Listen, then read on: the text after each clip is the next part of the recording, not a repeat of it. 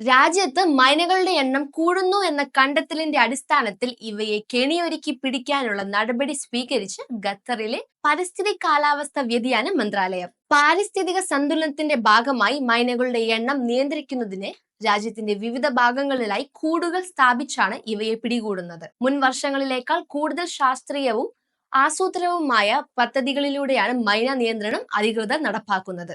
ഇതിന്റെ അടിസ്ഥാനത്തിൽ ഈ വർഷം ആദ്യം മുതൽ ആദ്യ 4 മാസങ്ങളിൽ 1936 മൈനകളെയാണ് പിടികൂടിയിരിക്കുന്നത്.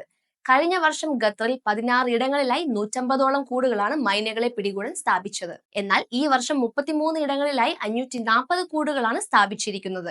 മൈനകളുടെ സാന്നിധ്യം കൂടുതലുള്ള സ്ഥലങ്ങൾ കണ്ടെത്തിയാണ് ഇവിടങ്ങളിൽ കൂട് സ്ഥാപിച്ചിരിക്കുന്നത്. ഇനി ഓരോ മാസത്തെയും കണക്ക് പരിശോധിച്ചാൽ ജനുവരിയിൽ സ്ഥാപിച്ച 434 കൂടുകളിൽ 1512 മൈനകളെയാണ് കുടുങ്ങിയത്.